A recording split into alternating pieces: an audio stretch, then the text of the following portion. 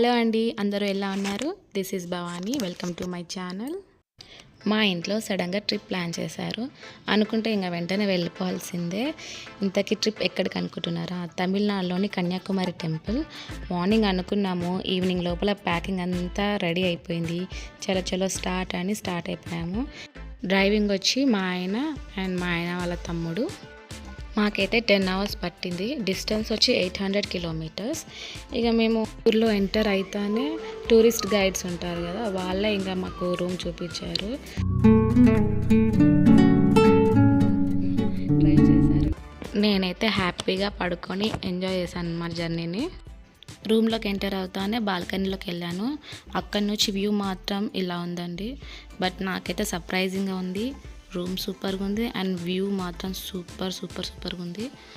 ఇక అందరం ఇంకా ఫ్రెష్ అప్ అయిపోయినాము. ఇంకా ఓపికలో ఎవరికి లేక ఇక రూమ్కే మేము టిఫిన్ ఆర్డర్ పెట్టాము. వచ్చింది అండ్ దోశ, ఇడ్లీ, పూరి. బయటకు వచ్చినాము.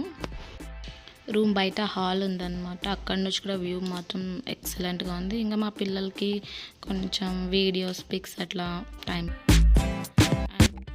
నెక్స్ట్ టెంపుల్కి స్టార్ట్ అయ్యాము. టెంపుల్లో అయితే ఫోన్ అలౌ చేయలేదు. అమ్మవారి దర్శనం మాత్రం బాగా జరిగింది. ఇక్కడ అమ్మవారిని కన్యాకుమారి అని పిలుస్తారు. ఈ టెంపుల్ 8th century పాండ్య రాజులు డెవలప్ చేశారనమాట. అండ్ అమ్మవారి ముక్కు పుడక డైమండ్తో చేశారు. బట్ చూసేకి చాలా అట్రాక్టివ్గా ఉంది. అమ్మవారికి కన్యాకుమారి అనే పేరు ఎలా వచ్చిందో వీడియో ఎండింగ్లో చెప్తాను. దర్శనం అయిపోయి బయటికి వచ్చేసరికి ఏనుగు కనిపించింది అనమాట. ఇంకా మా ఆయన బాబుని దగ్గరికి తీసుకెళ్ళి అలా ముట్టుకొని ఇచ్చాడు. వాడైతే చాలా భయపడ్డాడు. బట్ వీడియో మాత్రం బాగా వచ్చింది. బాగా సపోర్టింగ్గా ఉన్నాడు ఆయన ఎవరు.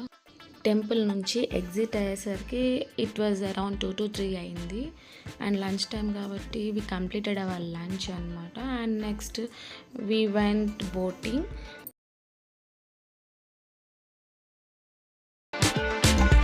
స్వామి వివేకానంద రాక్ మెమోరియల్ దగ్గరికి. అండ్ అక్కడ స్టాచ్యూ కనిపిస్తుంది కదండి. అండ్ ఆయన తిరువల్లువారు అనమాట. తమిళ్ లిటరేచర్లో గొప్ప కవి. ప్రజెంట్ అక్కడ ఏదో వర్క్ జరుగుతుంది కాబట్టి ఎవరిని అలౌ చేయలేదు. అండ్ ఇక్కడ టెంపుల్ కనిపిస్తుంది కదా, ఈ ప్లేస్లో స్వామి వివేకానంద 3 days మెడిటేషన్ చేశాడంట. అండ్ ఆయన గుర్తుగా ఇక్కడ అన్ని ఇట్లా కట్టారు. అండ్ ఆపోజిట్లో అమ్మవారి కన్యాకుమారి పాదముద్రలు ఉన్నాయి.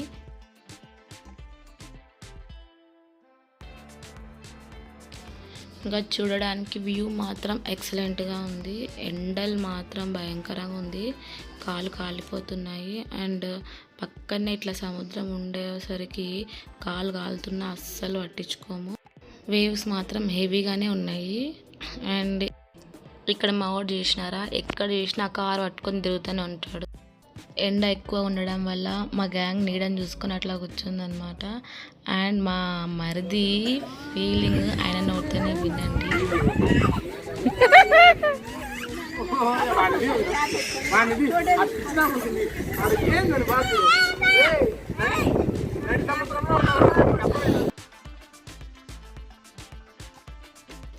ఇలా హ్యాపీగా టైం స్పెండ్ చేసాము. అండ్ ఇలాంటి జోయల్గా సరదాగా మాట్లాడే వ్యక్తి ప్రతి ఇంట్లో ఉండాలి. ఎందుకంటే మూడీగా ఉన్న ఇట్లాంటి వాళ్ళు యాక్టివ్గా చేసేస్తారనమాట. ఇక్కడైతే చాలా పీస్ఫుల్గా ఉంది. 4 అవుతుంది.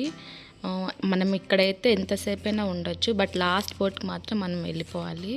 అండ్ ఇక్కడ 3 సముద్రాలు కలిసి ఉంటాయి. అండ్ దీన్ని త్రివేణి సంగమం అంటారు. ఆ 3 సముద్రాలు bay of Bengal, Arabian sea, Indian ocean. And ఇక్కడ స్పెషాలిటీ ఏమంటే సూర్యుడు బే ఆఫ్ బెంగాల్లో ఉదయిస్తాడు అండ్ అరేబియన్ సీలో అస్తమిస్తాడు అనమాట. అండ్ ఇక్కడ చూసాక ఎంత ప్లెజెంట్గా ఉంది కదా, వేవ్ సౌండ్ మాత్రం ఎంత బాగుందో. అండ్ ఇక్కడ మా వాడు చూసినాడా, ఆ కార్ మాత్రం వదలట్లేదు. తిప్పి దాన్ని ఏమో చేస్తాడు. అండ్ ఏందో ఏమో వీడు నేచర్ ఎంజాయ్ చేయడు. అంత పెద్ద సముద్రం చుట్టూ పెట్టుకొని ఆ కార్ని తిప్పి ఇక వీడు ప్రపంచమే వేరనమాట. నాకైతే ఈ కార్ని తీసుకెళ్ళి ఆ సముద్రంలో ఎత్తాలనిపించింది. వీని ఆపడం అయితే నా వల్ల అయితే కావట్లేదు, వదిలేసినాను అనమాట. అండ్ ఆపోజిట్లో ఇక్కడ చిన్న మండపం ఉంటుంది, చూపిస్తానుండండి. ఆ మండపంలో కన్యాకుమారి పాదముద్రలు ఉంటాయి. అండ్ దాంట్లో అయితే ఫోన్ అయితే అలౌ చేయలేదు. అండ్ మా పాప ఎప్పుడు డాడీ డాడీ అని డాడీ చుట్టే తిరుగుతుంది. ఎక్కువ నాకంటే వాళ్ళ డాడీకి ఎక్కువ కనెక్ట్ అనమాట. మామూలుగానే ఆడపిల్లలు డాడీకే కదా ఎక్కువ క్లోజ్.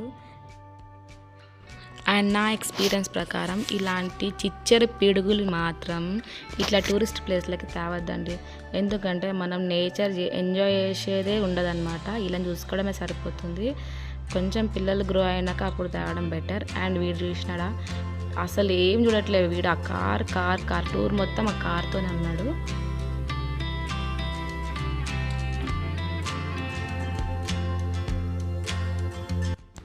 అండ్ ఇట్లా కాదనేసి వీడిని బలవంతంగా ఇక కార్ పక్కన పెట్టేసి, పోరా నాకు కొంచెం వీడియోస్ స్టిల్స్ అన్న ఇరా, ఫొటోస్కి ఇమేజెస్కి అనేసి ఏందో అట్లా హాయ్ అని చెప్పినాడు.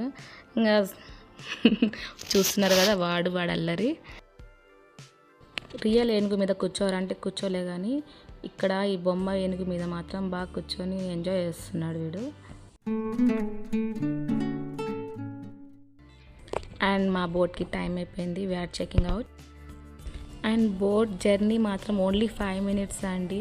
సాటిస్ఫాక్షన్ అయితే లేదు బోట్ జర్నీ, ఎందుకంటే ఇంకా ఎక్కువసేపు ఉంటే ఇంకా బాగుండేది. బోటింగ్ తర్వాత వి రీచ్ సన్సెట్ పాయింట్ అనమాట. సన్సెట్ అయితే చూసాము, వి ఎంజాయ్డ్. అండ్ నెక్స్ట్ టూర్కి వస్తే షాపింగ్ అయితే పక్కా చేయాల్సిందే. యాక్చువల్గా అందరూ చేస్తారు. మేము కూడా చిన్న షాపింగ్ చేసినామండి. డిఫరెంట్ అన్నీ ఉన్నాయి. ఇక్కడ గవ్వలు చూసినారు ఎంత డిఫరెంట్గా ఉన్నాయో, నాకు బాగా అనిపించినాయి. టోటల్గా చాలా మిస్ అవుతున్న ఫీలింగ్ అయితే ఉంది, నాకు చాలా బాగా అనిపించింది. నన్ను అడిగితే మనకి లైఫ్లో ఎంత బిజీ స్కెడ్యూల్ ఉన్నా టైం తీసుకొని మరి ఇలాంటి ప్లెజెంట్ ప్లేసెస్లో వచ్చి స్ట్రెస్ రిలీఫ్ అవ్వడం the best solution. Evening sunset పాయింట్కి వెళ్ళి ఈవినింగ్ సన్సెట్ చూసాము. అండ్ సన్ రైజ్ మాత్రం మా రూమ్ బాల్కనీ నుంచి ఇలా వ్యూ కనిపిస్తుందండి. మా వారు ముందుగానే లేపి సన్ రైజ్ చూద్దురా అనేస్తే వచ్చి కూర్చున్నాము. ఎంత బాగా అనిపించిందంటే ఎవరైనా ఎక్స్పీరియన్స్ అవ్వాల్సిందే. అండ్ చర్చ్ బెల్, ఆ పిచ్చుకలు, సముద్రము సౌండ్ అవన్నీ ఎక్స్పీరియన్స్ అవుతానే అండి. చాలా ఈ జన్మకి అని నాకైతే అనిపించింది. Hope you liked the video. Thank you for watching. Please subscribe to my channel. Bye bye.